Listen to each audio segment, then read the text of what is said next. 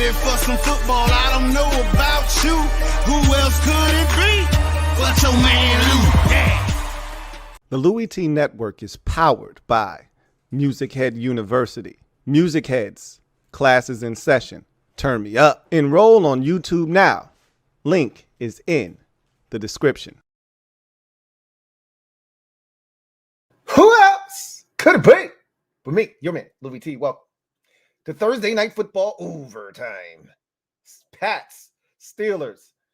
Every time I say a game is going to be trash because we expect it to be trash, and look, this wasn't a great game by any stretch of the imagination, but it could have been a hell of a lot worse. I mean, it was Bailey Zappe versus Mitchell Trubisky. I've seen way worse games with quote unquote better quarterbacks. You know, one of the worst games I've ever seen on primetime television featured Matt Ryan, Indianapolis Colts version, however, still, and Russell Wilson, Denver Broncos version. I get it. So I've seen worse games with quote unquote better quarterbacks, but this is why you got to love the NFL, because this thing is so unpredictable. You just don't know what the hell is going to happen. I mean, can you imagine? Look, I'm a Commanders fan, so I know this script all too well. When the Patriots took a 21-3 first half lead, and you're a Steelers fan and you're saying, what the hell is going on right now? I've been there. I was just there on a Thursday night earlier this season against the Chicago Bears. The difference is your team didn't fold the tent and lose by 20 points. You still lost, though. 20, giving up a 40 burger, lose by 3. It's all the same at the end of the day. All feels like shit. And here's the thing.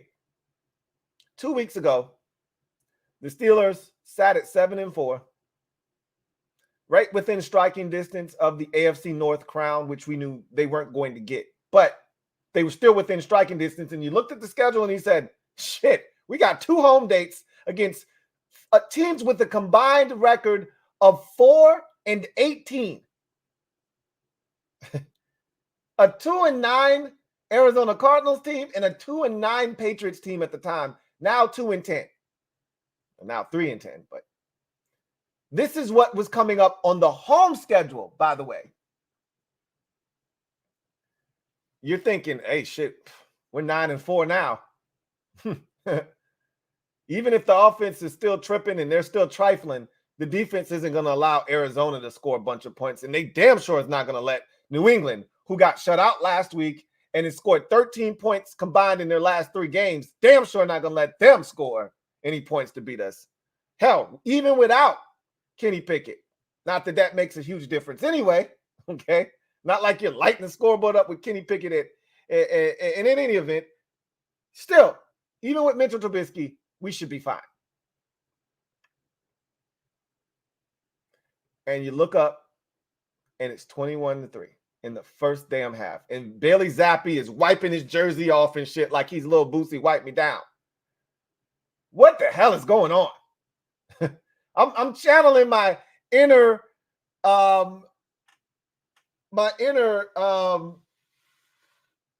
Lombardi, right? What the hell is going on out here? What are we doing? And no one's going to tell me that TJ Watt didn't have a concussion tonight. You can't convince me otherwise.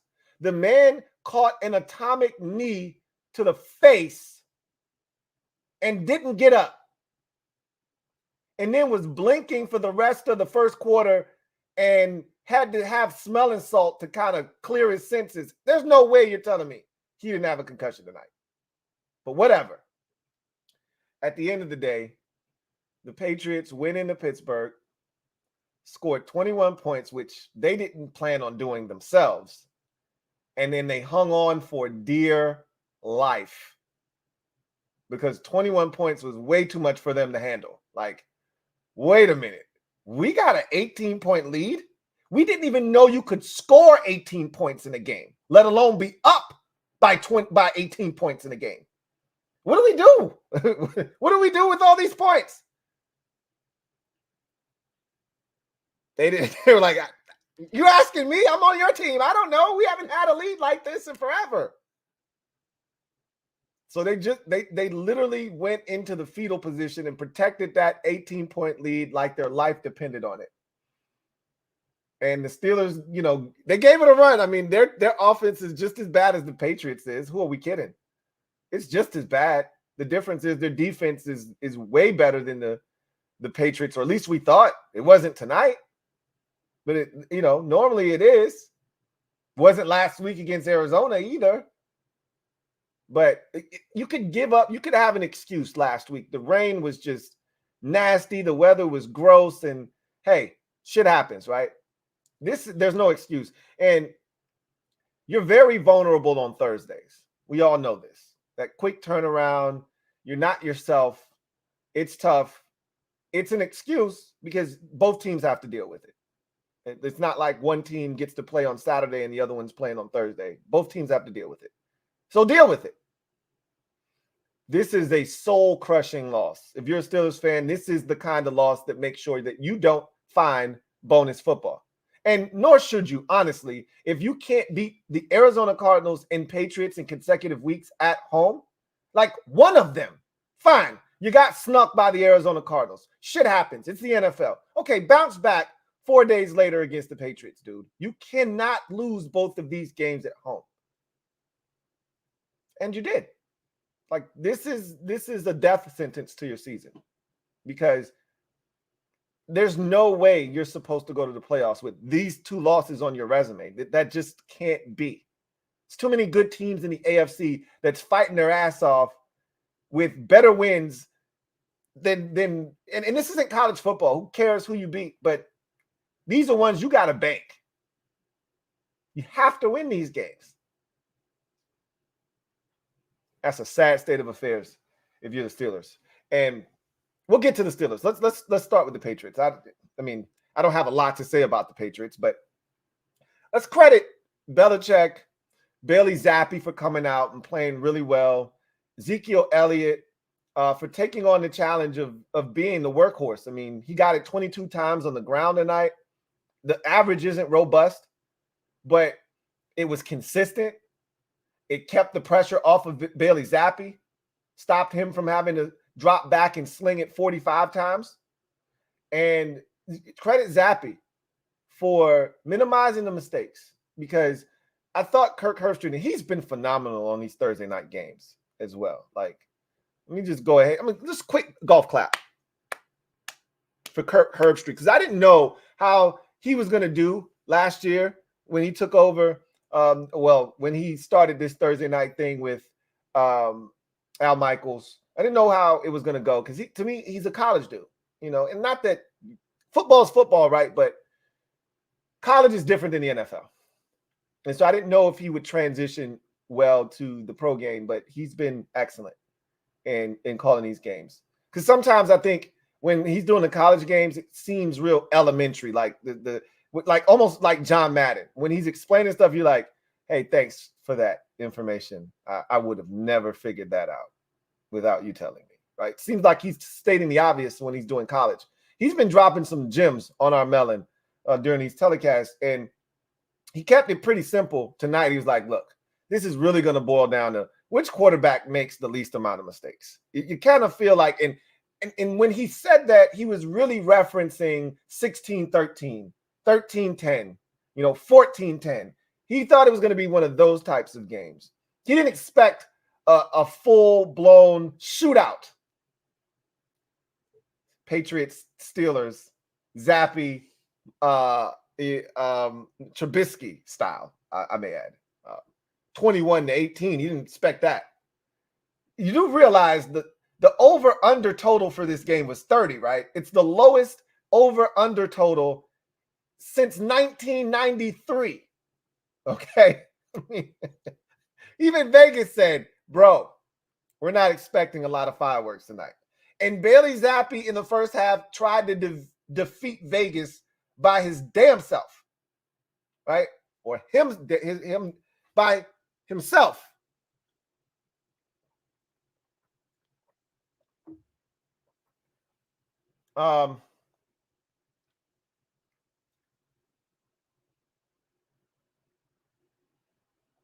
It's funny. Fans, they don't get it. You're at a point in the season where, as a fan, some fans are torn. Others are hell-bent on just losing the rest of the games. There's no reason to win.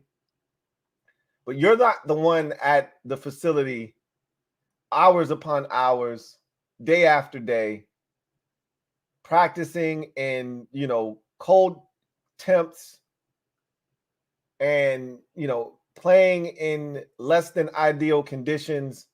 You're not the ones doing that. No one wants to lose when you're doing that. And those players are probably feeling really good. They haven't won in a very long time in New England. I don't even know when they got their second win. I don't even know who it was against. It's just been a long time since they won a game. I do know that. And Zappe played well tonight. I mean, and I would imagine they're asking themselves, where the hell has this been? We got this performance, and get it. Granted, this is only his second start.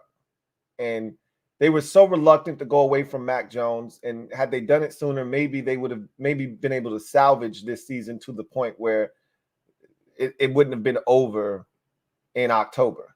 But they had to ride out Mac Jones to see if he was going to snap out of whatever funk he was in. I was talking to my wife. She was sitting there watching the game with me, and she's like, "Oh, they finally benched Mac," and I'm like, "Yeah, it's over for him. He lost his confidence, and he's not getting that back." And you know it when you see it with a quarterback. He's shot. He never. And I remember his draft class in particular.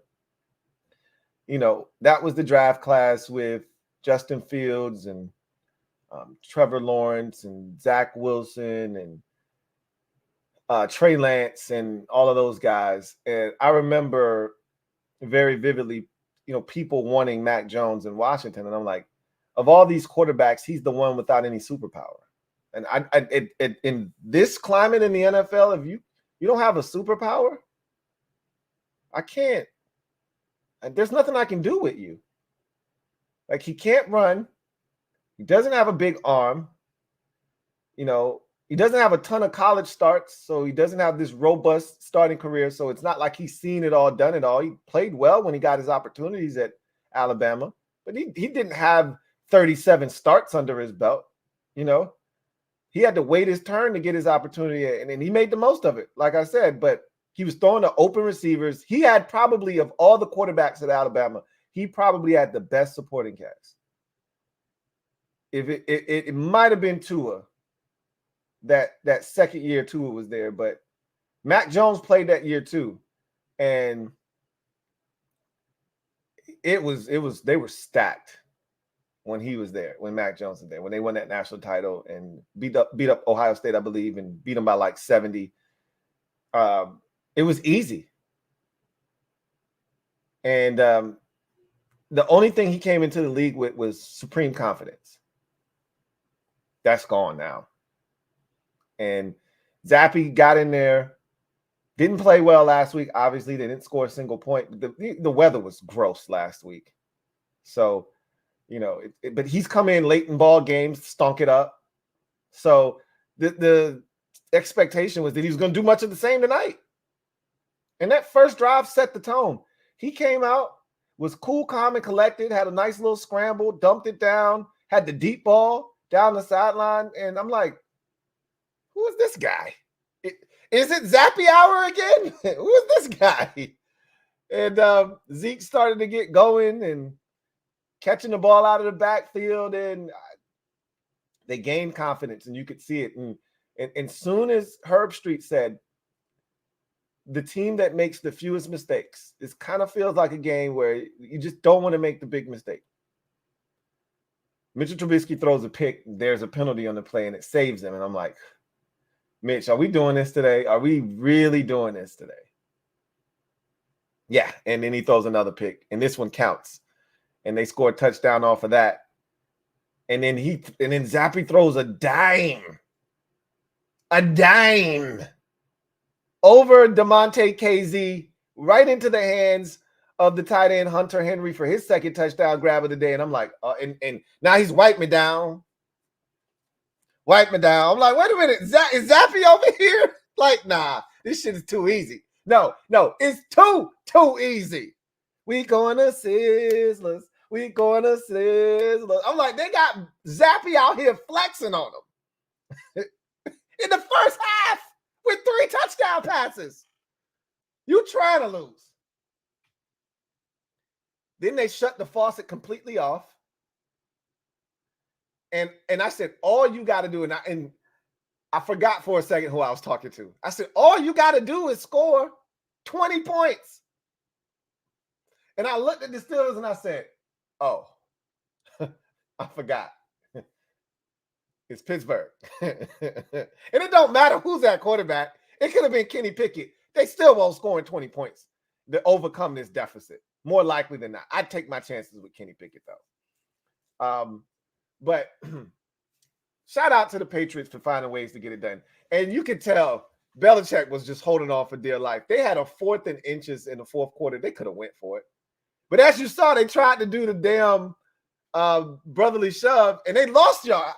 How do you lose yards? How do you lose yards on a brotherly shove?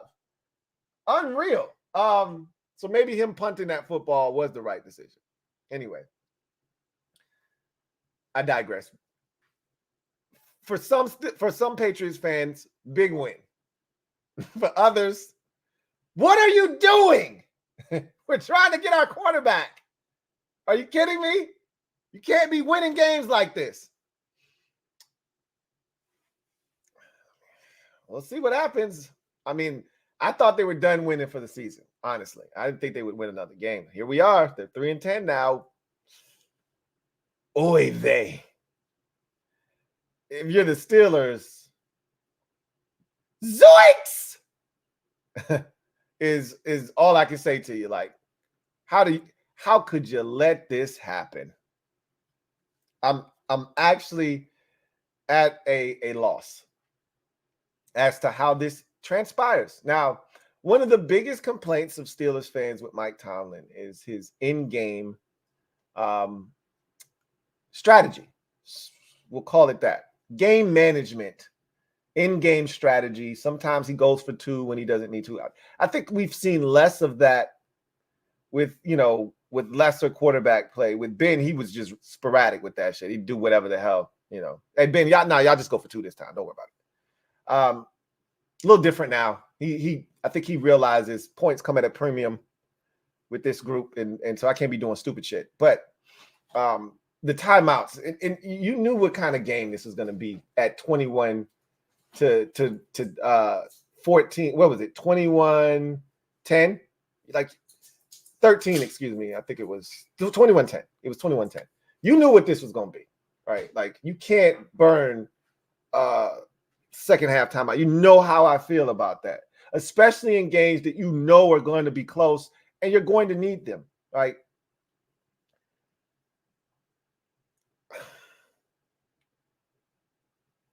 You call the first timeout to avoid a 5-yard penalty on a possession where you ultimately score a touchdown, and you could ill afford to have the 5-yard penalty. I get it.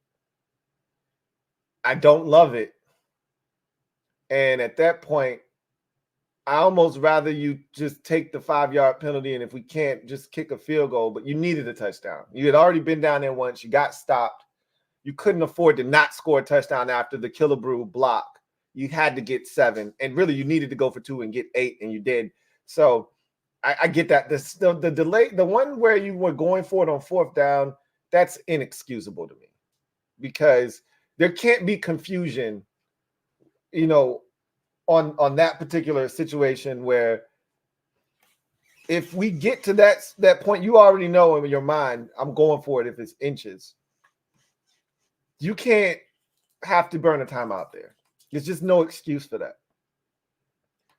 They pick it up, and this is the thing that hurts, because my thing with timeouts is if you're gonna use it, you better score some damn points on this drive. Don't have my timeout be used in vain.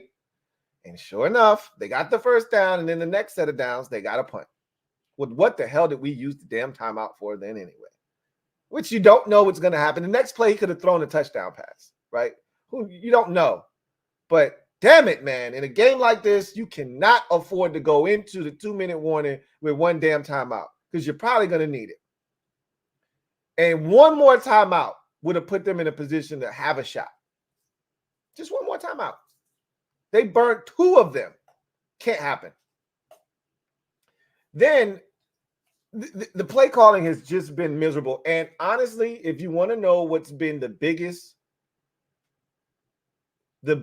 hindrance to more success in Pittsburgh from Mike Tomlin is his inability to find good offensive play callers. He really, truly hasn't had a good offensive play caller since Uncle Bruce, going all the way back to before Bruce Arians got the job in Indy, I would guess, is he left. Was it Indy or did he go straight to Arizona? I think he went to Indy. Like, whatever the case may be, that's the last really good offensive coordinator you had. I think they had Todd Haley and all. Nobody's really been any good, honestly, in Pittsburgh. Matt Canada was a abject failure and disaster, and he hung on to him way too long. And whoever's calling the plays now, I don't know this guy, Adam from Eve. I couldn't pick him out of a lineup. He's just as bad. And my brain hurts watching football sometimes because people make it so much harder than it needs to be. You don't have Ben Roethlisberger anymore. So on 4th and 2, we're not taking a deep shot. Not with Mitchell Trubisky. We're not doing that. Not with the game on the line. We're not throwing the football 45 yards down the field with the game on the line when we need 2 yards. Not doing it. Here's the thing. And correct me if I'm wrong. And this is the shit that I struggle with, right? Because I'm no genius. I did not sleep at a Holiday Inn last night, but I do know football. I do know football. And when you got that incompletion with 1 second left before the 2-minute warning, it gave you the license to spread them out and run the ball. Because guess what's going to happen? The clock's going to stop no matter what happens. So you need 2 yards on 3rd and 2. No need to throw it. Why? You know you're going for it on 4th down. So even if you only get a yard, it puts you in a position where you can quarterback sneak it. You can do whatever. But you should be able to get 2 yards because they're expecting pass. So that was the perfect opportunity. Spread their ass out, go 4 wide, get a light box, hit them with a draw. Hit them with an inside gun run. Get the first down. 2-minute warning. First set of downs. Let's get after it. Hell, you get 1 yard. It's 4th and 1. You come back, your quarterback sneaky. You already done it twice, and it already been effective twice. Why are we throwing the ball with 1 second before the 2-minute warning with no penalty for running it? Help me. Help me. So you don't run it. You come back. And matter of fact, the pass before the 2-minute warning set up the 4th down. So it was 1 second. You had like 2:06 or whatever. You could have run it, is what I'm saying. You could have run it with 2:06 left. Because I think you ended up throwing it incomplete, and it was 2:01, and then you took the deep shot, and that was 4th down. Either way, you could have run it, is what I'm saying. Because you got the 2-minute warning. You don't have to use your last time out. The 2-minute warning is going to stop the clock. Regardless, you want to put yourself in the best position to move the sticks. They blew it. And that's play calling. The same thing I said when it was 4th and 2 down on the in the red zone when they got stopped. What are we doing? You can't find a 2-yard play. You can't take Jalen Warren, single him up over the middle and run an angle route. You can't find a way to create a play where you get 2 yards to separate. You can't say, hey, George Pickens, run a slant. You can't do something to get 2 yards. Why is Mitchell Trubisky dropping back? Like, and we saw what he was looking at. He was waiting on Pat Fryermuth, and they bumped and chucked the shit out of him. But he was actually open after the chuck. He was open. That's the ironic thing is if he would have just hung in there, but I can't ask him to stay on that read that long. He's got to move on to the next read. But if that's the best thing, if that's what you got going on, Pat Fryermuth over the middle of the field, and he gets the shit jammed out of him, and you got no other recourse, you're in trouble. And they were in trouble on that play. You get down there after the Killebrew block punt. They give you a pass interference in the end zone, sets you up, 1st and goal from the 1, and you try some trickeration bullshit, jet sweep handoff pass that almost gets picked off, and I'm like, what the hell is this dude? Who is this dude calling plays? Where's your manager? I need to speak to the damn manager. What the hell are you doing? If you don't run this bitch into the end zone, that's when I knew. If this shit comes down to this clown calling plays, and I don't know who he is, if this shit comes down to this guy, they're in trouble. Because Mitchell ain't bailing anybody out. You need some damn good play calling because Mitchell is trying to give this bitch away. Did you see the screen pass he threw? 6 yards down the field where it almost gets picked off by Jawan Bentley. Did you like, Mitch, buddy, you too old for this shit. We had this conversation before. I said, Mitch, leave that for the young boys, man. You too old for that. You know better. You know better. You know better. No screen zone. Once they get that far down the field, let it go. Like, just let it go. Let it go. He's still trying to complete the screen 6 yards down the field. Bro, what is your problem? You don't like your job? You don't, Mitch, look at me. Look at me. Look at me. You don't like your job. You got it made, bro. You don't play most Sundays. You're getting paid handsomely to just be a veteran presence. So when they call on you, just don't F it up. I'm not asking much out of you, bro. I'm trying to keep you getting a check. You're making it hard on me, though, bro. Because tonight was bad. Tonight was really bad.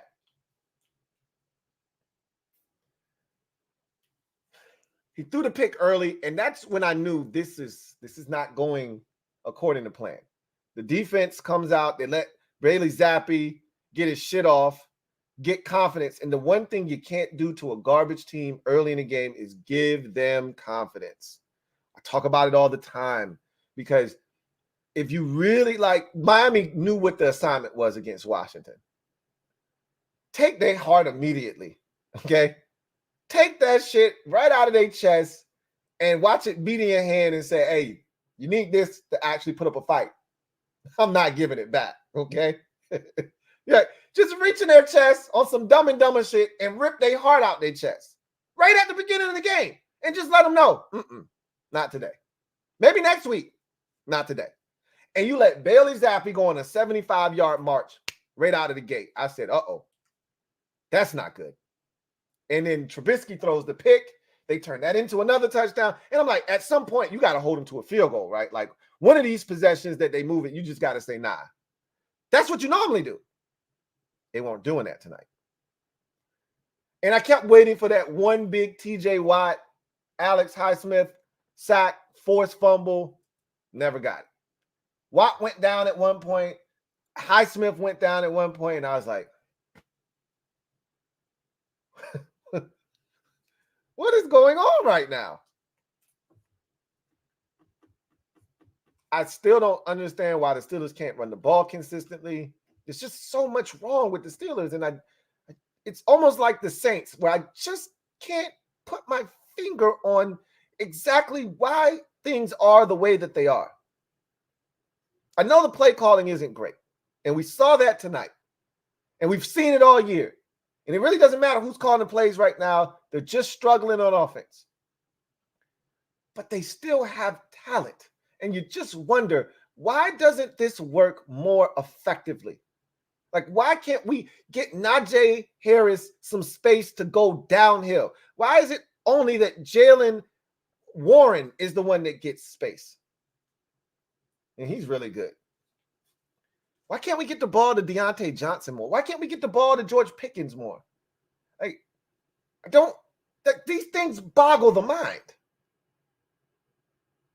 I don't know why. Stop asking. I just know they're struggling on offense. And the key to this game wasn't supposed to be you had to outscore the Patriots. And this is bottom line. This is what it all boils down to. All jokes aside. The key to this game wasn't supposed to be we're going to have to outscore the Patriots by scoring 22 or more points. That wasn't supposed to be the game plan coming in. It was supposed to be limit the Patriots to 13 points or less, and that should be enough for us to win the game. That was supposed to be the game plan. They had scored 13 points combined in the last 3 games. You just needed to come in here and make sure that they didn't have the type of game they had tonight, or really the first half that they had. You really just needed to make sure that they didn't score a boatload of points. And 21 is not a boatload of points, but when you're averaging less than 13 points a game, that's a lot of points for a team like New England. You just weren't supposed to give that up. And you did. And that's why you lost the game. You had ample opportunities. And look, 21-3 in the first half is not insurmountable. Who are we kidding? But when you're the Steelers and you yourself have a problem scoring, an 18-point deficit feels like 30 points. And even though the Patriots gave you every opportunity to come back and take this game from them, you couldn't do it. And that was a bullshit call on the offsides when they called false start on the long snapper. That was offsides. I hate when they do that. They bail special teams players out all the time. That's an act that is performed by the long snapper on every single punt. Go watch any punt. You're going to see the long snapper look down, look up, look back down. He does that at least 2 times before he snaps the ball. And if you don't have the patience to hold your water and you try to jump the snap and you get caught, like Tavai knew. He went like this as soon as he did, like, oh my God, I can't believe I just did that. And they bailed him out. That's not on the long snapper. He didn't make an aggressive head bob or anything. But it doesn't matter. At the end of the day, the Steelers didn't make enough plays. That's what it boiled down to. They didn't make enough plays. Defensively, offensively, and the special teams tried their hardest. You know, Miles Killebrew has been a stud for them for years. Blocks the kick, gave them life when they were almost lifeless. And they had roughly 11 minutes after they scored that touchdown to cut it to 3. They had 11 minutes of football left in the fourth quarter, and they couldn't scratch across even a field goal attempt. They couldn't even get into field goal range. Shame on them. They had the ball 3 times. 3 times. And they couldn't get into field goal range. You didn't make enough plays. Anyway, I digress. Let's get to the comment section. Mr. Pink, thank you for the super chat. Greatly appreciate you. Thank you for being a member of the MOBB, who writes, Lou, should you take back what you said about Hunter Henry? You know what's funny, Mr. Pink, is as I was watching that first half and he made that first touchdown grab, I was like, maybe I spoke too soon on Hunter Henry. And then as he made the second one, I was like, well, damn, Hunter's making me look like a damn fool tonight. I'm still good on Hunter Henry, but he can play. I've never been one that has been shy to tell anybody that Hunter Henry is a good tight end. I've always been a Hunter Henry fan.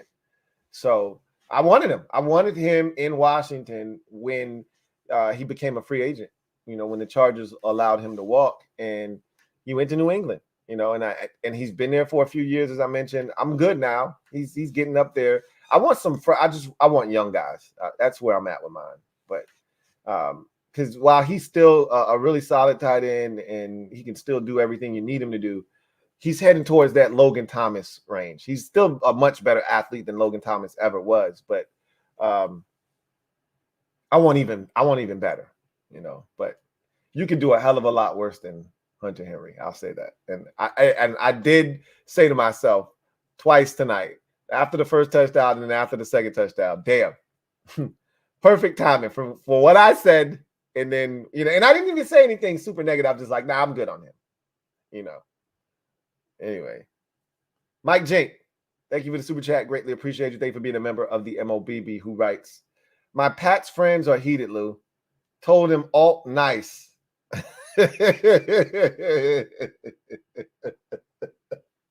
Hey, look, there's this debate that's kind of forming right now as to the quarterback pantheon this year, because I think there are three quarterbacks that have separated themselves from the pack. Obviously, Caleb Williams and Drake May have been that 1-2 punch for most of the college football season. But I think Jaden Daniels has added his name to that list.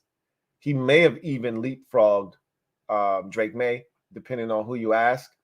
He's probably going to win the Heisman Trophy, is Jaden Daniels. And so now the question is this guy good enough to go top? Can three quarterbacks go in the top five? Is essentially where we're at. New England needs a quarterback. No matter where they're drafting, they have to take a quarterback. Like they're in no position to draft anything but quarterback. And they're going to be in a position to get one. It's just, can they get to the one that they want?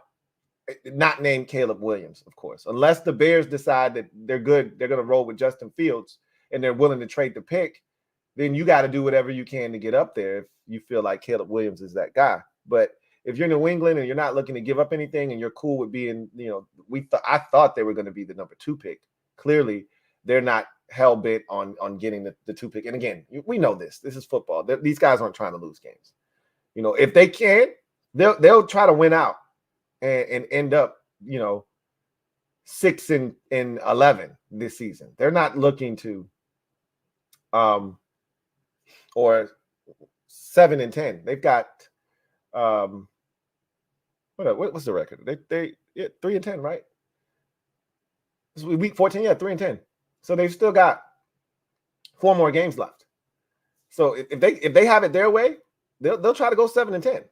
Like they're not trying to, they're not thinking about quarterback. These players on this team, Jabril Peppers could give a shit about who the quarterback is that they get in the draft. That's not his problem. His job is to try to win football games. Zeke Elliott might not even be there next year. He's not thinking about who the quarterback's going to be next year. He's trying to win a ball game right now. So it's going to be interesting. But hey, Joe Alt, nice. Oh my God. Captain Flarb Narg. Thank you for the super chat. Greatly appreciate you. Who writes, if we get the 3rd pick, it gets real interesting. Look, a lot still has to happen. I told you we're going to win a game. There's no way we're going to finish this thing up the way that we're supposed to by losing out. We're going to beat somebody. You see what the Patriots just did? They have no business beating anybody, and they just won. We're going to beat somebody, whether it's the Rams or the Jets, I'm telling you, or even the Cowboys in week 18. We're not going to finish the season with 4 wins. I assure you of that. I'm willing to bet money on that. We're going to beat somebody. Even though the Rams are playing much better, I'm not sure that it's not the Rams right out of the bye.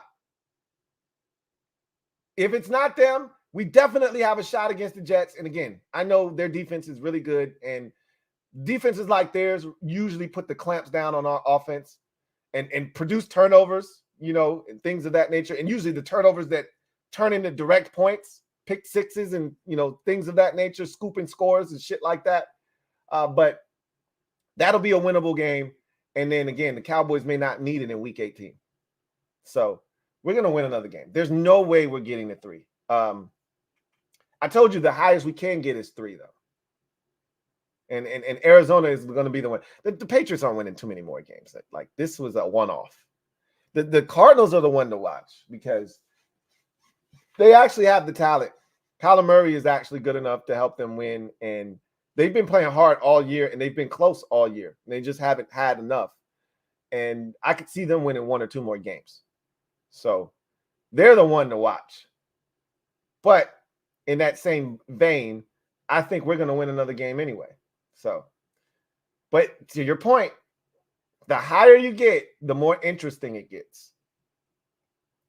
I still think we're going to end up in that 5 to 7 range when it's all said and done. I still think we're going to end up in that 5 to 7 range. But that Jets game is everything. Honestly, that's the toilet bowl for us. That's the equivalent of that Giants Redskins game back in 2019 that determined who was going to get this number 2 pick in the 2020 draft. Like that Jets game is probably going to determine who's in the top 5 and who's outside of it. We both have 4 wins. The Jets aren't winning any more games other than the one they play us.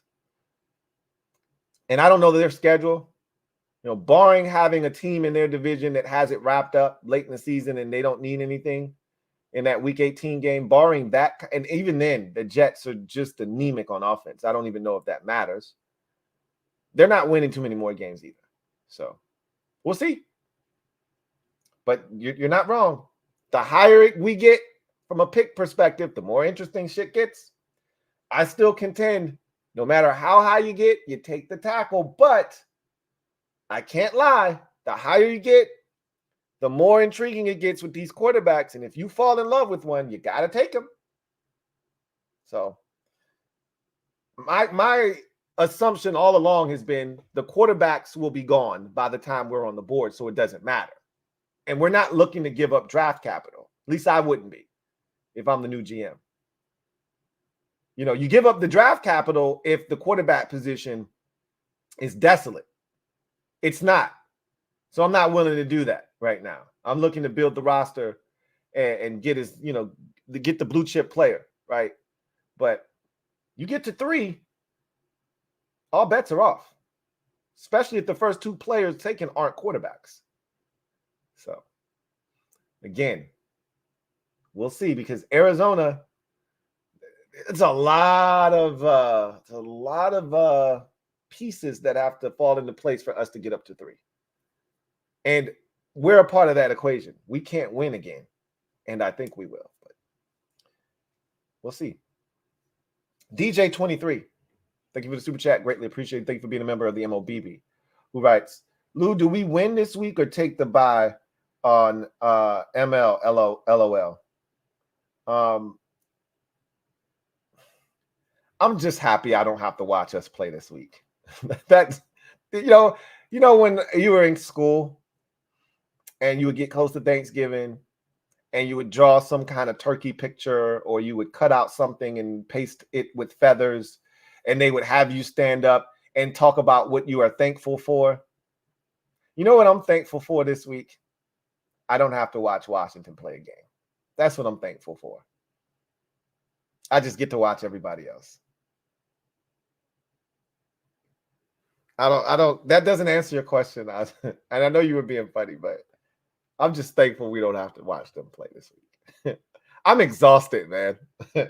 Watching them is exhausting. I'm exhausted. I'm ready for a break. So this is much needed.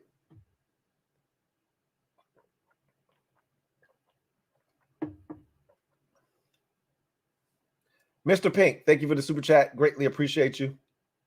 Double up. Thank you for doubling up. Who writes, on his birthday, damn, you good on me now, Lou? I didn't know today was his birthday. Are you serious? It really is his birthday? That's crazy. Good for him. 2 touchdowns on your B-Day, man. That nothing better. And a dub. How about that? Put that cherry on top. Good for him. I'm still good on him. I'm still good on you, bro. But I'm happy for you. You know, hopefully this helps bolster your stock and you get some bread in your pocket in free agency. It shouldn't be, the Commander shouldn't be the team giving it to you. That's all, right? No harm, you know. No offense to Hunter Henry.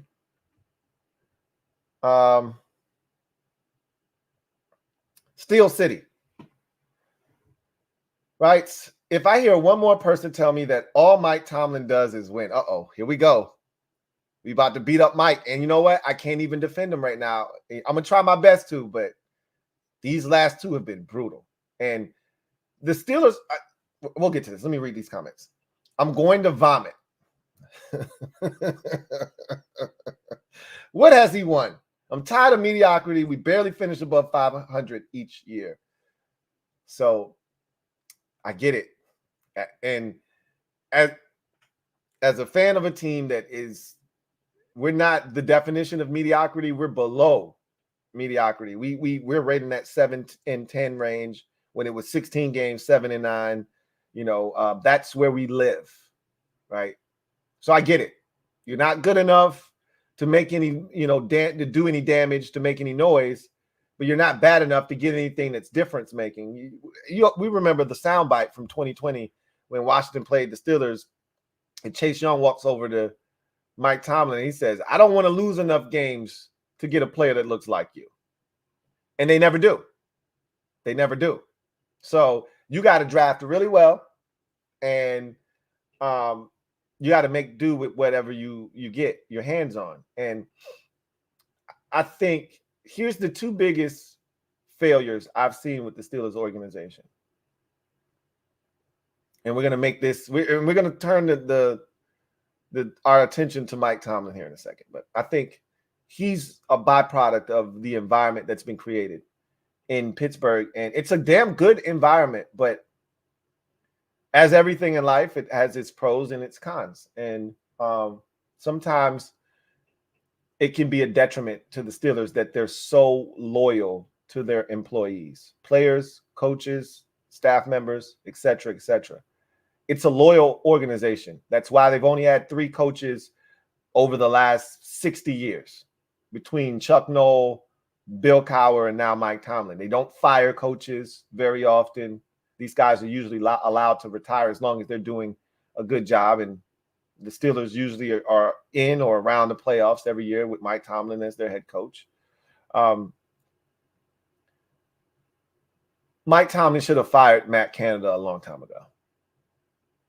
And for whatever reason, he didn't. He just kept and you know, sometimes I think teams get caught up in the way that they do things.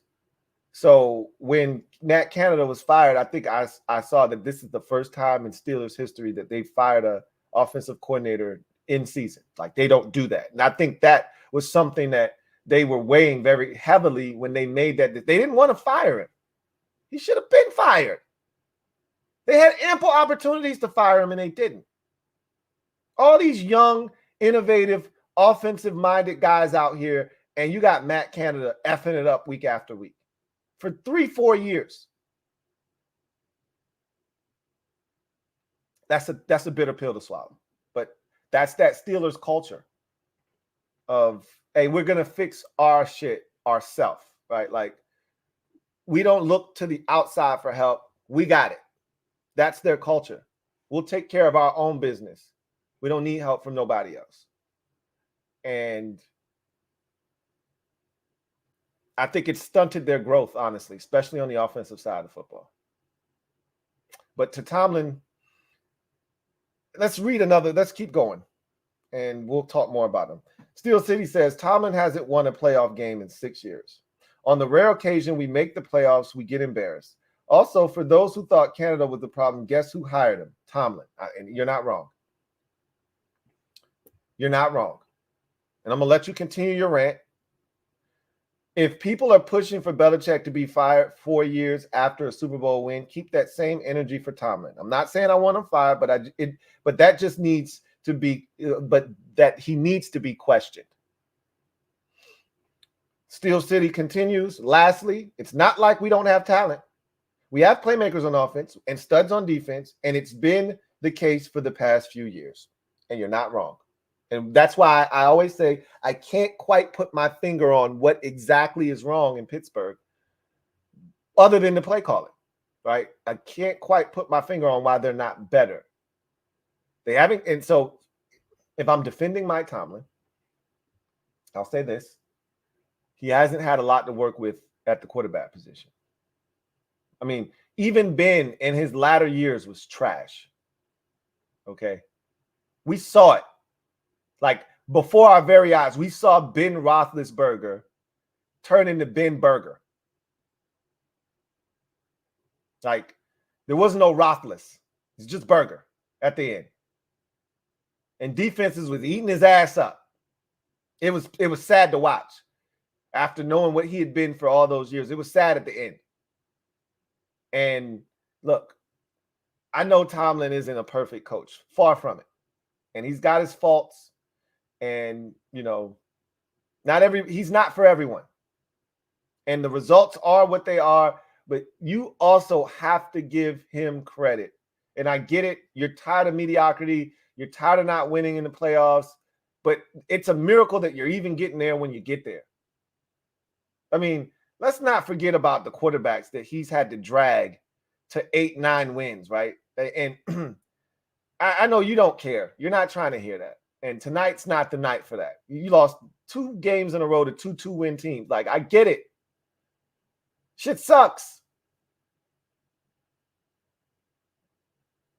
But we talking about Duck Hodges, Landry Jones, Mason Rudolph, like Mitchell Trubisky. Like, these are the quarterbacks that you've had starting for you over the last 5 years. A bad Ben Burger.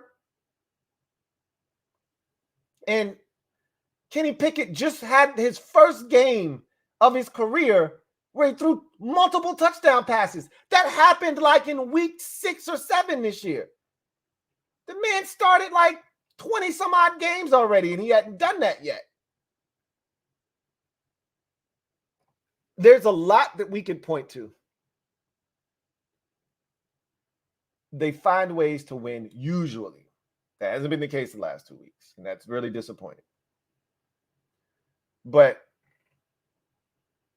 I can say this. There are a lot of teams with a lot more talent that get a lot less results than Mike Tomlin does out of this Steelers group every single year. And there's a lot of teams around the league who would love to take Mike Tomlin off your hands if you don't want him. And I get it. And I'd be the first to stand in line if Mike Tomlin got fired. I'd be the first lining up. Hey, let me get it. Let me get at him. You don't want him? Let me get him.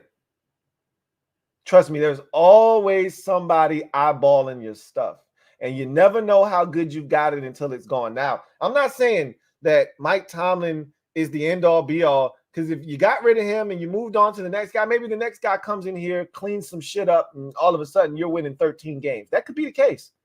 And Mike Tomlin, and again, because Tomlin is the one hiring these dudes, he's a part of the problem. I get that too.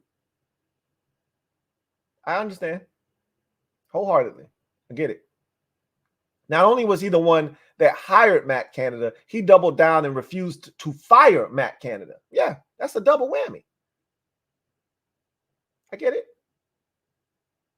But Tomlin is also the one that is helping you win games with this mentality of, hey, we're going to figure this shit out no matter what. We're going to find a way. And even though he hasn't done it the last 2 weeks, which has been super disappointing, we're going to find a way. And whether it's the Baltimore game earlier this year that you had no business winning, or it's the Browns game on Monday Night Football earlier this season that you had no business winning, he's found ways to win games, and you have to give him credit for that. And I contend, and I'll continue to say this, his biggest fault, his biggest failure in Pittsburgh since he's gotten there has been his inability to find an offensive coordinator that has been able to elevate the offense. Because you got talent. You got talent.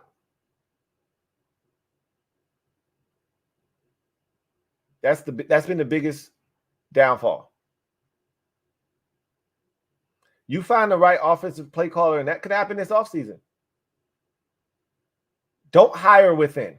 Like, that's the only thing I would say. It's like, don't promote somebody from within.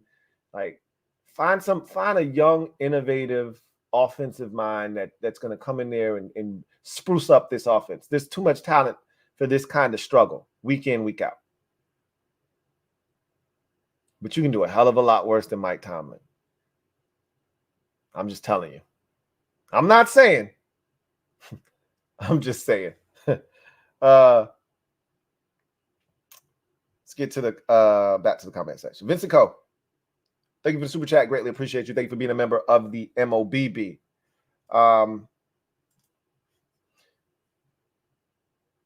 Lou, if the Commanders have to draft between MHJ or Brock Bowers, who do you prefer?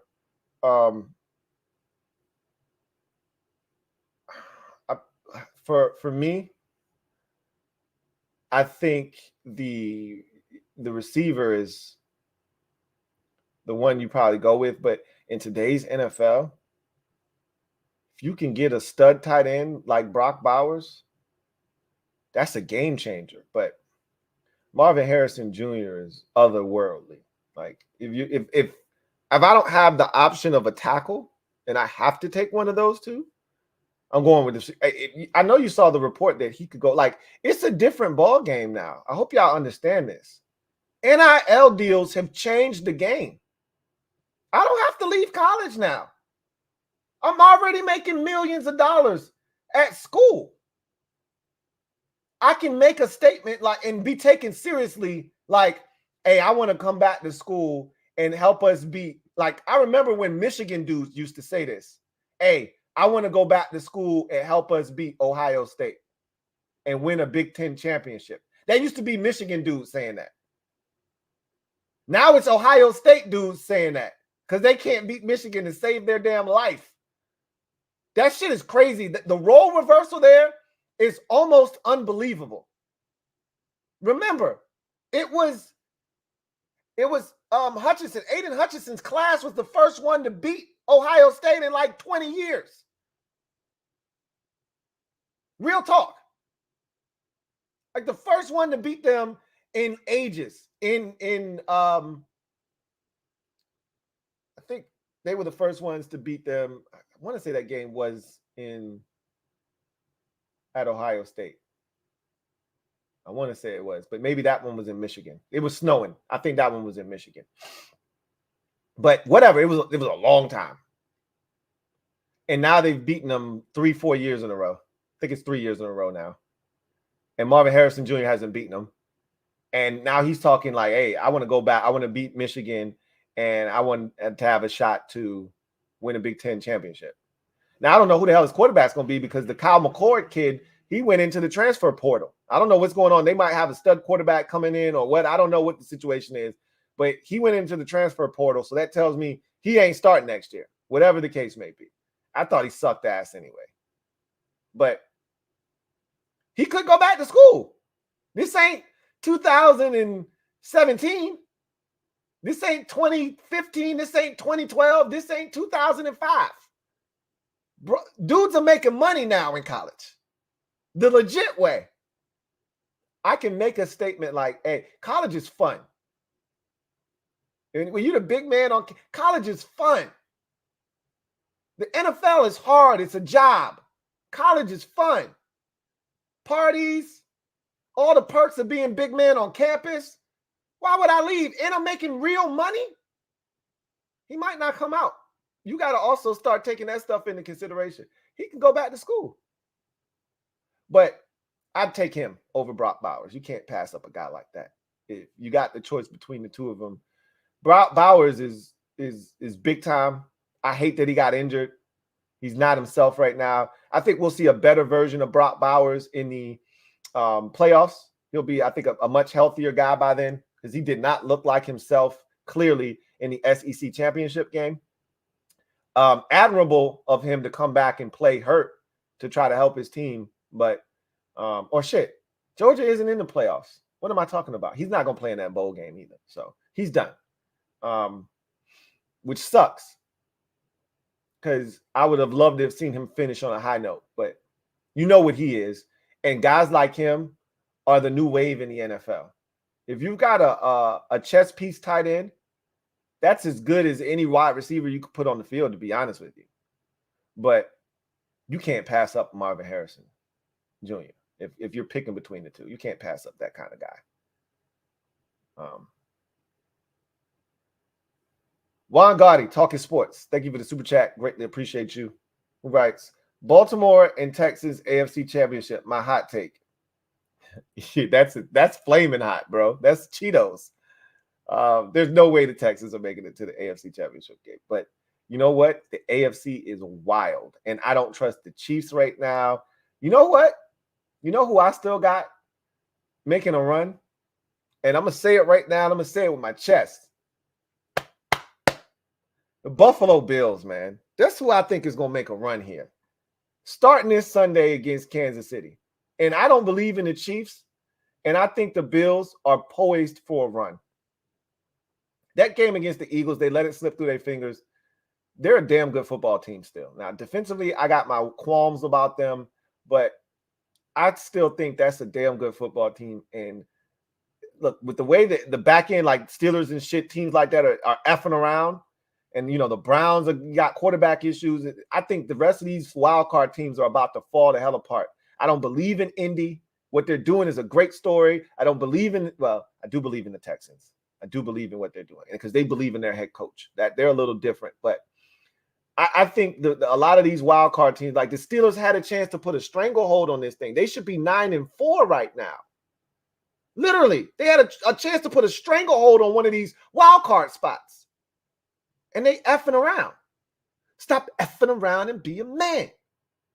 So what that tells me is that they messing around. They're going to let Buffalo come from the rear at 6-6. And I know their schedule is brutal. If they want to get in, they're going to have to show me that they serious. You put yourself in this position where you got to win these games against Kansas City and Dallas and all of these big boys that you got late in the season. Miami on the road. You got to go and make it happen. You put yourself in this position. So go get it. I'm going with Buffalo. That's the team.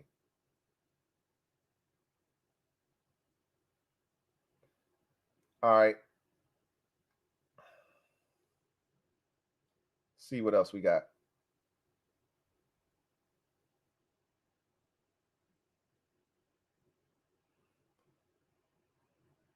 Derek B. Right. Number 2. No, we're not getting up to 2. Stop it.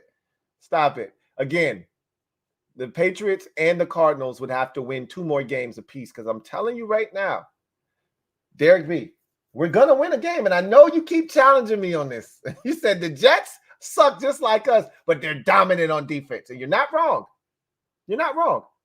We're beating somebody, Derek B. I promise you. I promise you. We're winning another game. It would be too much like right for us to lose out. When have we ever done things that actually benefit us? When we needed to do them? You know as well as I do, it ain't happening. We beating somebody.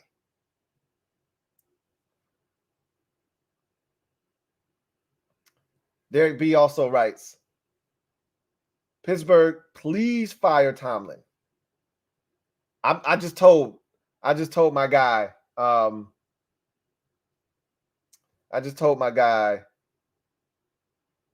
where he at? Steel City. I just told him, if you don't want him, I'm damn sure I'll take him off your hands. Free of charge. We'll do all the moving. We'll come get all of his stuff. We'll move free of charge. You don't got to do nothing. We'll take him off your hands. Quick, fast, and in a hurry. All the complaints you got about him, we'll figure that shit out on the fly, but we need that kind of toughness in our locker room. We need that kind of resolve from our leader. So if you don't want it, let me get it. Let me have it. And that's homegrown product. He grew up in VA. He come back and give to the city. He from Newport News. Bring him home. You don't want him, let me get him. I won't hesitate. Zoe Life, No Life. Thank you for the super chat. Greatly appreciate you. Thank you for being a member of the MOBB who writes, Hey, Lou, what is your plan for draft content? Hashtag NHO. I mean, it's the same that it usually is. I don't know if I'm going to change anything up. I don't know. I might. I haven't thought about it. I'm not gonna lie to you. I'm usually, I gotta see what I'm gonna do. I'll just say that. In past years, draft prospects 1-on-1 series is usually what I do, but I've switched it up year after year, trying to figure out what's the best model. I still don't really know. But it'll be some form of the draft prospects 1-on-1 series. And then maybe there'll be some alterations to that. I don't know. But it'll be the draft prospects 1-on-1 series. I do know that. Reedy Davis, thank you for the super chat. Greatly appreciate you. Thank you for being a member of the MOBB, who writes, Lou, take Marvin, greater than number one tackle. I'm good on that. Now the tackle is a whole different argument for me. I need the tackle. I need a blue chip tackle in my life. Do you see the difference Trent Williams makes on an offensive line and how when they need a yard, they just run to the left? I don't know who the guard is next to him. Does it matter? When Trent is taking his dude and running him 4 yards, creating a new line of scrimmage 4 yards up the field. You know what we saw it for years, what Trent would do to dudes, what Trent would do in the screen game, get out in front and just wallop somebody. Like, you want to know why the screen game was effective with Chris Thompson? Look no further. Think about all those screen plays that we would run and those big ones, like the Raiders game on a Sunday night. Think about what side those were ran to. When I think about games like the Giants game where we had to kick Trent inside the guard and we needed some big runs at the end of that game. And where did we run? Bless me, God save me. Where do we run? Right behind Trent. When you can find yourself an offensive lineman that can dominate the way that Trent Williams does, if you have a chance to take that guy, literally, Deebo Samuel and Trent Williams are the identity of the San Francisco 49ers. Those two got hurt and missed 2 games. In the game they got hurt in, they lost, the Cleveland game. They should have won that game. But then the 2 games, both of them didn't play in. The following 2 weeks against Minnesota and Cincinnati, they lost both of those games. It's not a coincidence that those 2 come back and they haven't lost a game since. And when those guys have been in the lineup, they haven't lost a game but that one game. Or I should say this, when those guys have started and finished the game, they haven't lost a game this season. I'll say that. Give me the dominant tackle. I'll just ride with that. Juan Gotti talking sports. Thank you for the super chat. Greatly appreciate you. Double up. Thank you for doubling up. Who writes? Bills, I agree. McDermott tripping. Saw what he said. I didn't. So I know it was something about 9/11. But I didn't care enough, to be honest with you. Like, I know he apologized for something, so I know he slipped up and said something that he probably shouldn't have. But maybe I should know what he said. Maybe that's a distraction that the team doesn't need coming off of their bye week. And maybe that's why they won't go to Kansas City and win this week. Maybe I should have looked at that. But I know he said something and he put his foot in his mouth. I do know that. Maybe you got me curious now. Maybe I told you, when I be on social media, if you don't give me a reason, like somebody got to be like, oh my God, did you see what he said? Now I got to click on it. So I just saw some tweet from somebody that was too wordy. I looked at it. I skimmed it. I saw he said something he wasn't supposed to say. And I was like, oh, okay. Put his foot in his mouth. And I just kept it pushing. No, I didn't. I don't know what he said. If somebody could enlighten me, please. Juan Gotti talking sports. Thank you for the super chat. Greatly appreciate you. Juan Gotti talking sports, man. Man, what I would do to be playing in Philly versus Dallas, man. Who you telling? Who you telling? Those are the kind of games that you live for. And I know a lot of y'all younger fans, it's a shame because we haven't really had a lot of those games. The last one that we've had, and I know some people are going to point to that Giants game last year. It was a big game. I mean, who are we kidding? That the team that won that game was going to make the playoffs, pretty much. It was a big game, and it felt like a big game last year. But that's not this.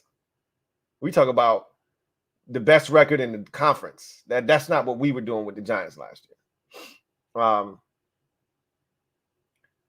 The last time we had a game of this magnitude in the division, and I told the Super Friends this, well, you got to go all the way back to 2012. You got to go all the way back to the season finale, 2012, Redskins, Cowboys. Winner goes to the playoffs, wins the division. Loser goes home. Home.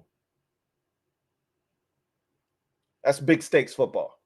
That was a big game. It felt big, and it was big. And it was a hell of a football game.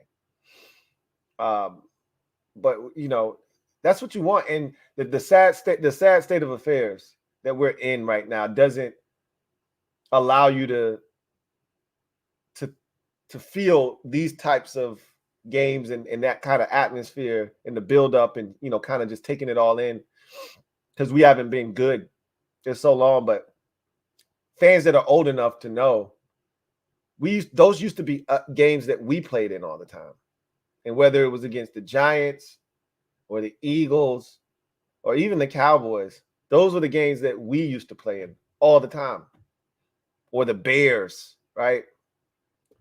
Or the 49ers. It's been so long since we've been in one of those games. It's going to be fun watching it. That's for sure. Red Wings 01. Thank you for the super chat. Greatly appreciate you. Thank you for being a member of the MOBB, who writes, Jaden Daniels, Harrison Jr. Nah, give me Joe Alt. Again, I want the tackle. And I'm going to watch the kid for Penn State. I haven't watched enough of him. I've watched plenty of Joe Alt. I'm a Notre Dame Fighting Irish fan. I already know what he's about. I already told you. You will get my signature on just about any tight end or offensive lineman that is rated highly coming out of Notre Dame. You will get my signature and my stamp of approval. We're a factory at those two positions in particular. Anything else you're coming to Notre Dame for, be careful. I can't guarantee you that that's going to be quality product. I can assure you that the tackles and the tight ends have gone through QC, okay? There are no impurities. They're going to come out and they're going to deliver the way that they're supposed to. I can't guarantee you that QC has been performed on anything else. I'm happy for what the Ravens are getting out of the damn safety. I don't know why I'm blanking on his name. I'm happy that they're getting what, because I knew he was capable. And I'm glad he went to Baltimore because they're using him the exact way you're supposed to use him. Anyway, I digress. I need to tackle in my life. I'm right there with you.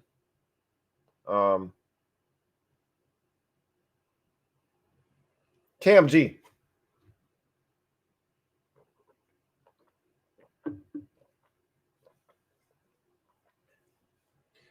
Writes, why don't the Steelers get George Pickens more involved? Like that 4th and 2, why not run a slant and get the ball in his hands? I keep telling y'all this. People make football a lot harder than it needs to be. I've already told you what they should have done before the 2-minute warning, knowing it was 3rd and 2. You got Mitchell Trubisky. You don't have Ben Roethlisberger. You don't have Patrick Mahomes. You don't get to go for the jugular shot on 4th down and 2. He shouldn't have been throwing it on 3rd and 2. I would have run it. You got the 2-minute warning. Run the ball. Like, spread them out, make it look like it's a pass, their expected pass, and run. Najee's going to fall forward for 2 yards. That was, to me, that wasn't smart play calling. But whatever.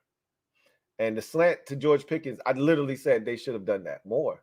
Like, when they got down there on the 4th and 2 on the possession where they failed on 4th down, and they ended up getting the punt blocked on the next possession and getting great field position back. But they failed They should have just thrown a slant to George Pickens then. Like, what are we doing? You got this big receiver that, you know, is able to box out corners, and you're not even utilizing him. And you can see he's frustrated. Remember, he had the tweet, or he had the post on IG, free me, something like that. He probably deleted it not too long thereafter, but he's frustrated, and you can see it. And I don't like guys doing that. I don't want you showing up your quarterback. Yes, we know he sucks. You don't have to reinforce that to us. We know you were open. I get it. It's frustrating.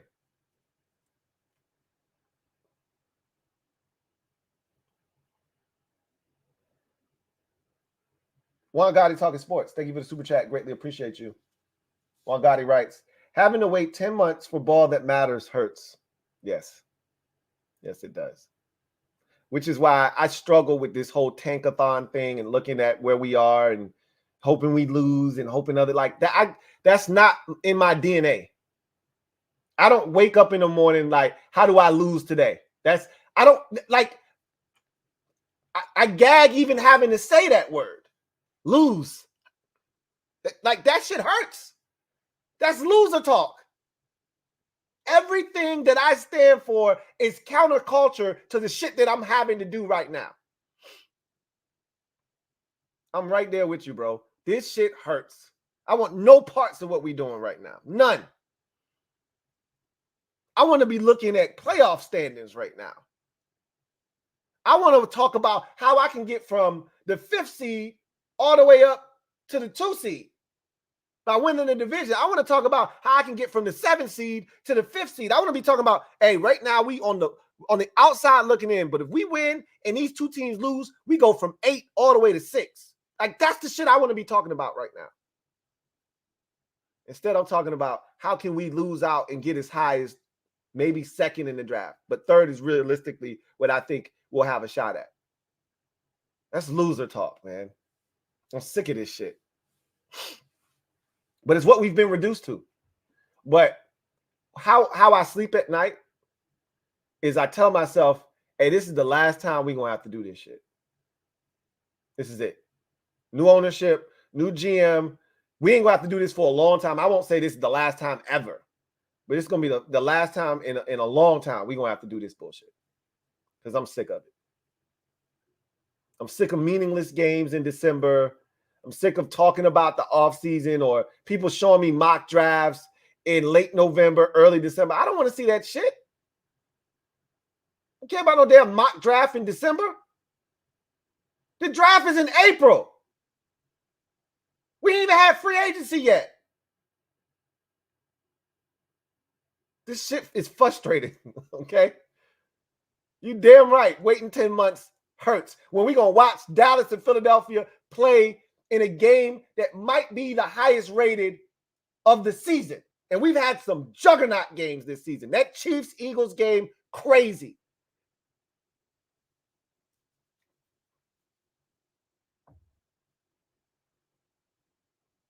Reedy Davis, thank you for the super chat. Greatly appreciate you. Thank you for being a member of the MOBB. I think that's your second one. Double up. Thank you for doubling up. Who writes, Lou, if we get the right GM, coach at OC, how long until successful years?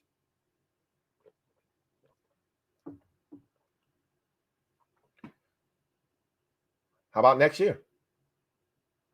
I keep telling y'all this, and I saw a tweet from Matthew Paris that made me smile because he said the same thing I said, and nobody's saying this right now. I'm kind of out on a limb by myself, and I don't mind. It was fun to see somebody else was out there. I looked over and I saw Matthew Paris. I was like, hey, man, how you doing? He's like, what's going on, buddy? I'm like, hey, man, it's a little, this branch is very thin. I don't know if it's enough space for both of us. He's like, hey, if it breaks, we going down together, but I feel you, bro. He pretty much said what I said, which is everybody just assumes that this is, I think it was Matthew Paris. It might have been somebody else. One of these beat writers said the same thing I said, which is, you look at this roster and, you know, how we've played this year, and you just assume, oh, this roster sucks. Plenty of holes.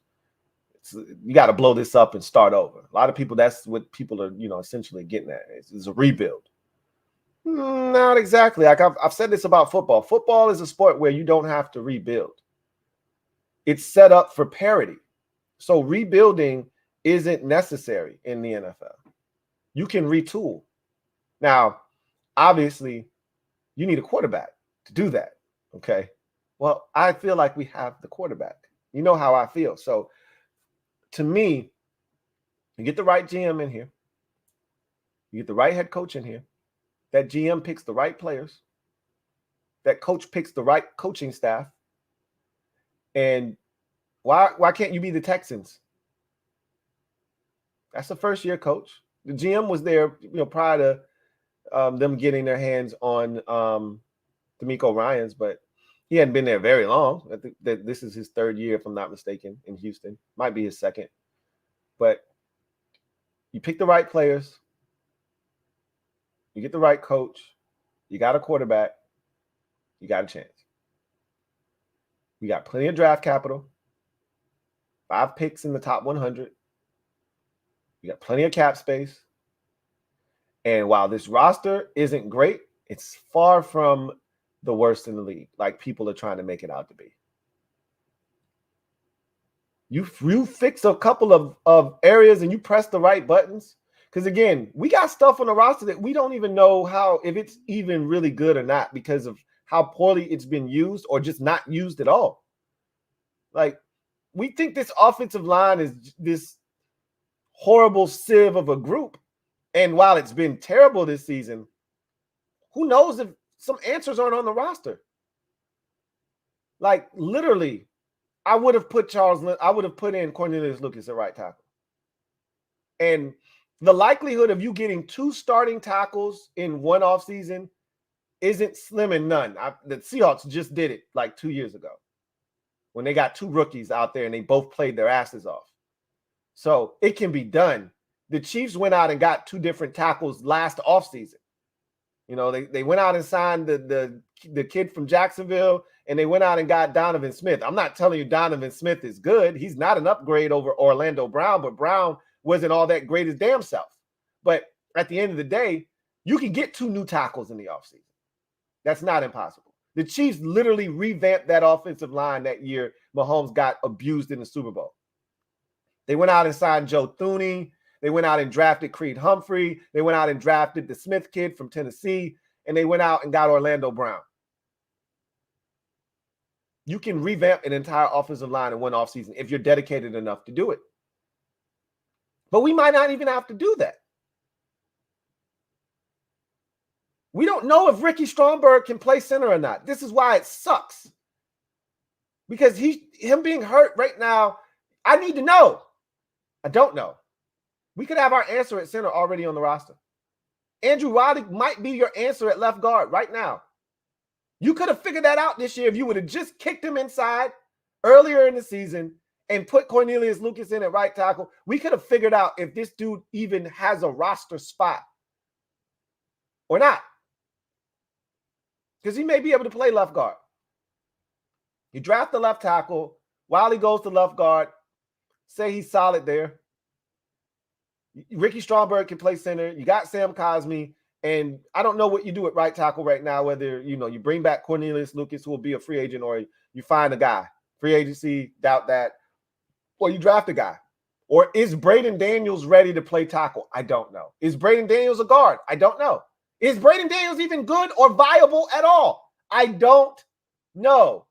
But he's on the roster, right? So, again, I said all of that to say this. You still have receivers. I still believe in that group. You still got running backs. I think you need to draft a guy with some speed because I don't think Antonio Gibson is going to be back. But I love B-Rob.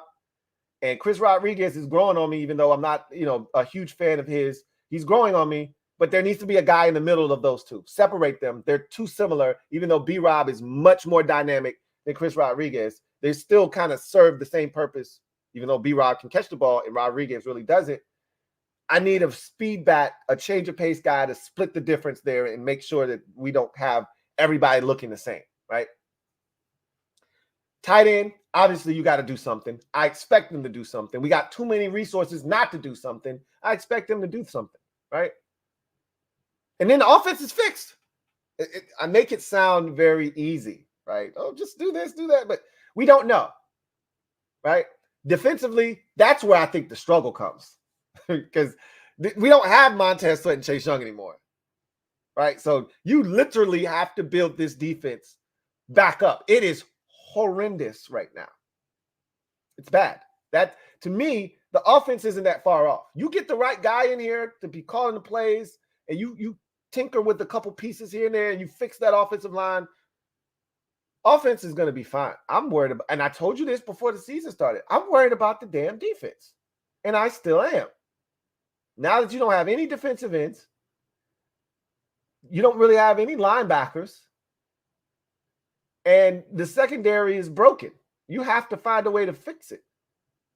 Whether that's getting one of these young guys to play better, Quan Martin plays better in his second year, or Percival Butler, you're able to salvage him somehow, or Defoe comes back and he plays like he did 2 years ago, or last year rather, than he did this year, or you got to go outside the building to find it. Is Cam Curl back? I don't know. But we still got a cornerback issue. If Kendall Fuller's not back, your best corner is no longer here. We still don't have a nickel. What is Emmanuel Forbes? I don't know. Neither do you. So I'm more worried about the defense, if we're being honest. But you can fix that too, right? I think it's going to take a lot more work on that side of the ball than on the offensive side. But again, you have the resources to make it a competent defense, not dominant. But if the offense is able to be prolific, the defense doesn't have to be lights out, which is all we said this year is like, look, we don't need the defense to be top 10 like it was last year. We just needed the defense. And it's the same shit we said about Carson Wentz when he came. We don't need the 2017 Carson Wentz that was an MVP frontrunner before his injury. We just need the Carson Wentz from the year prior in Indy, right? We didn't get that guy. We didn't need the top 5 defense that Washington was in a bunch of statistical categories the year prior. We just needed them to be middle of the pack with what we thought we were getting offensively. We happen to be one of the worst defenses in the league. I don't think any of us saw that coming. I thought we would struggle defensively, not to that degree. It's a lot of work that needs to be done on that side of the ball. I'm more concerned about that side than I am the offense. John Cedillo, thank you for the super chat. Greatly appreciate you, my guy. John, thank you for being a member of the MOBB. Writes, "Sup, Lou? I feel for Steel City. I'm in a similar spot with Dak. He's good for piling up wins against lesser comp, but continued failure in the postseason shouldn't be overlooked." And, I got to tell y'all a story about Boss real quick. You're going to get a kick out of this, John. Earlier in the season, I talked to Boss after the 49ers game, and Boss has been down bad with Dallas for a while. He doesn't have the he used to be like when they're winning, his swag is it's impeccable. And I almost can't talk to him when Dallas is good. He's ridiculous. And sometimes I forget how annoying Cowboys fans can be, because they've dealt with Dak and they've dealt with, dysfunction. And so some of them have been knocked down a few pegs. But Dak is playing his best football right now. The defense is good, even though they had a minor blip. We'll see if that turns into a major one against Seattle. But he knows they're good, right? He knows Dallas is good. So I'm talking to him yesterday. And I hadn't talked to him since the Eagles lost to the 49ers. So this is the first time we've chatted since then. So we're talking, and we weren't even talking about the Cowboys. And somehow we made it to the Cowboys-Eagles game. And he goes off. And at the end of his rant, he says, "We ain't losing another game this season." And I looked at the phone Who am I talking to right now? Wait a minute. You the same dude that told me you ain't ever winning nothing of note with Dak Prescott after you got your ass whooped by the 49ers. Am I correct or am I wrong? He like, nah, but now it's different. We got a defense. Dak playing his best football. And what I tell you about him, he running again. His ass ain't been running since the ankle injury. He running again. And I looked and I said, uh-oh. I looked at the phone. I said, uh-oh. He's back. And there's nothing worse than boss after a soul-crushing loss. Speechless. Nothing. I'm talking about some of my best times were also my worst times. Because boss is my hero. That's my guy, right? So you never want to see him down bad. But he's the enemy, right? He roots for the enemy. So his pain is my pleasure. But at the same time, I'm like, it's almost like, man, hey, it's gonna be all right, man. Let me put my arm around you. It's gonna, hey, y'all will get him next time. It's almost, I'm in this juxtaposition with him sometimes. But when he's like this, he's unbearable. And he's back. And I'm like, man, I gotta get off the phone with you. I can't with you right now. He was on 12. We'll see, John. We'll see if Daiquiri lets you down when it matters most. This is a big one. This one on Sunday night, this is a big one. He played well against Seattle. See if he got another one in the chamber. We're all watching. Philadelphia's pissed off. That defense stinks in Philadelphia. Don't let them come alive against y'all on Sunday night. But, boy, boss is back. He's back.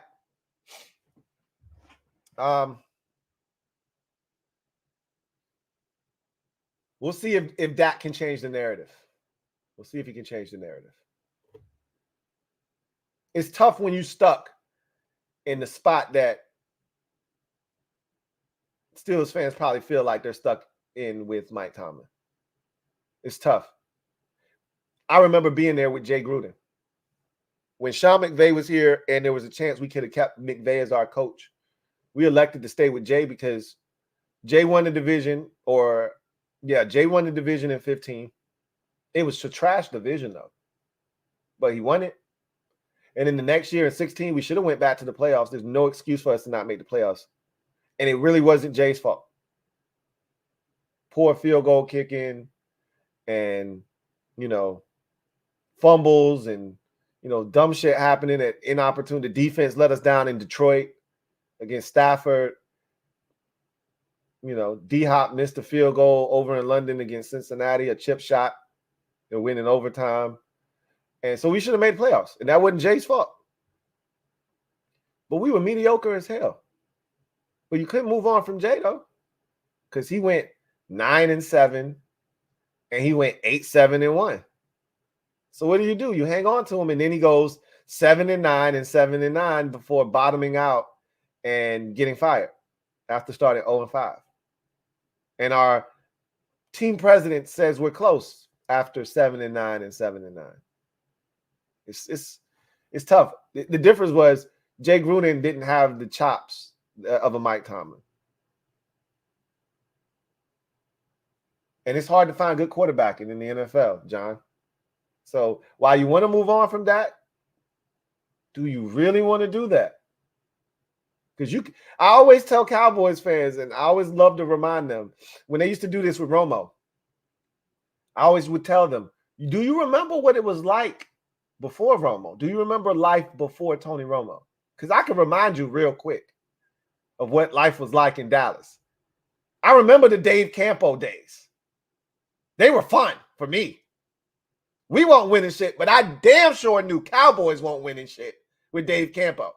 I remember those days. I remember the Bill Parcells days, wanting to shop for the groceries and realizing Jerry won't go let him shop for shit. Matter of fact, let me have your card right now. Don't go. You can't go to the store and shop for nothing. I run the show over here. I remember the days of calling Terry Glenn Shee. May he rest in peace. Also remember the days of Quincy Carter, Chad Hutchinson, Drew Henson, Vinny Testaverde. I do remember those days. Do you? And I always remind Cowboys, you can go back there. You can go back to Quincy Carter. You can go back to Drew Henson. You can go back to Chad Hutchinson. You can go back to old-ass Vinny Testaverde, 40 years old.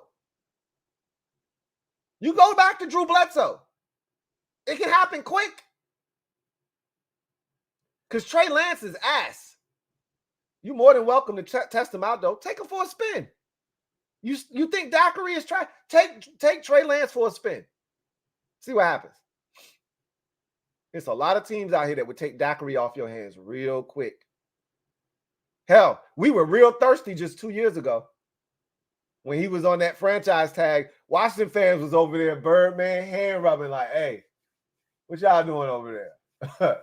You don't want him? Slide him over here. And that's how people were with Kirk Cousins with us. You don't want Kirk? Let me get Kirk over here. Somebody always watching your stuff, man. This is the thing. You want to do better.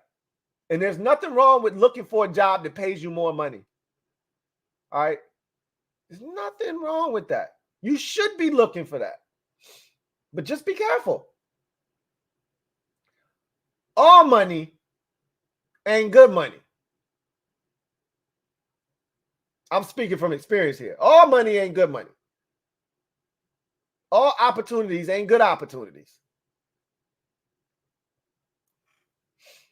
We'll see what happens. Reedy Davis, thank you for the super chat. Greatly appreciate you. Thank you for being a member of the MOBB, who writes, then should D be on the top of the draft? Nah.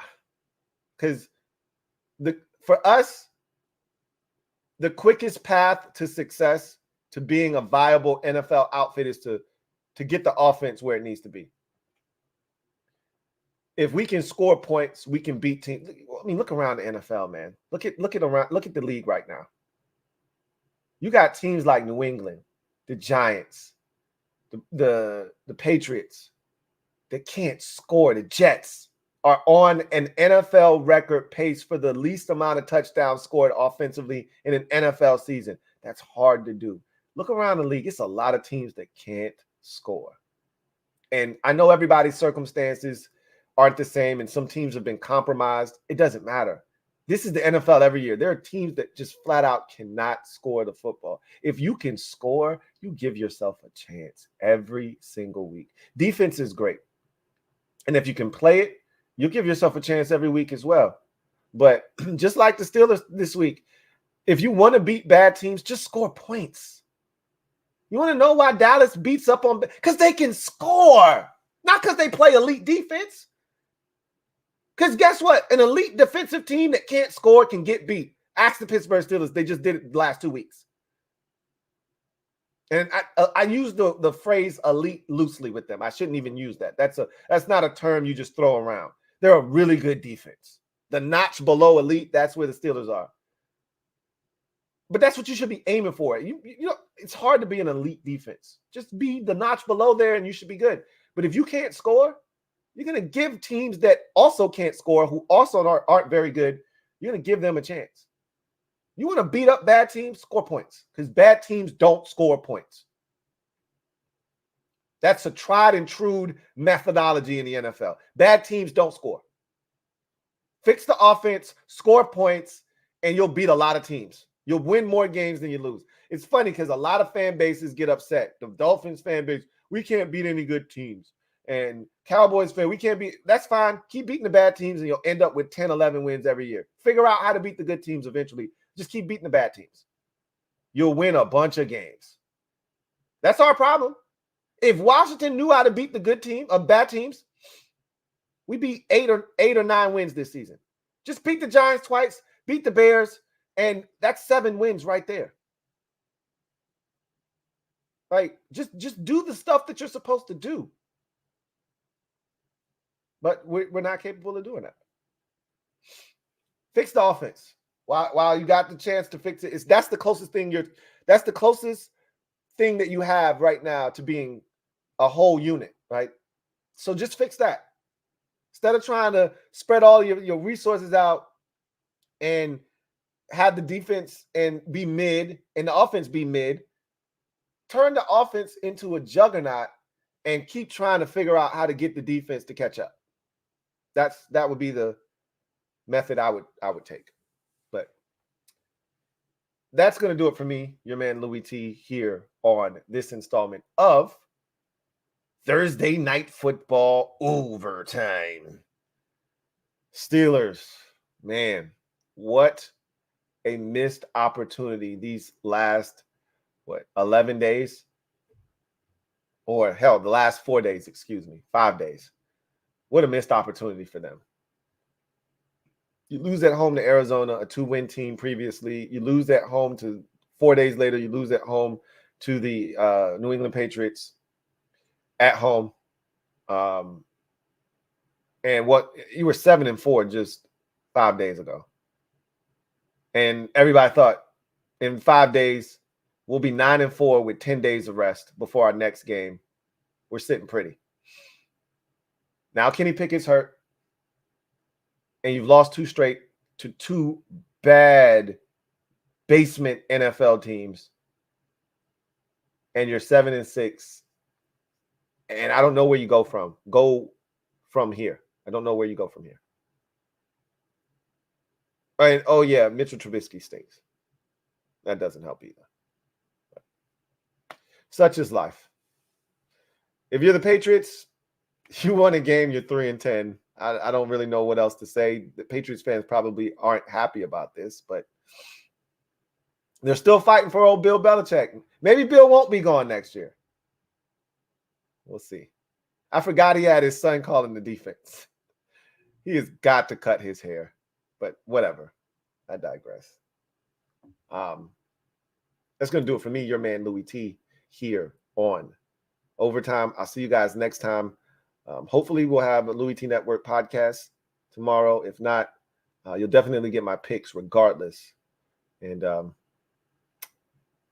see you on Sunday. Got a big one. Eagles, Cowboys. Delicioso. Until then, y'all take care. God bless. Good night.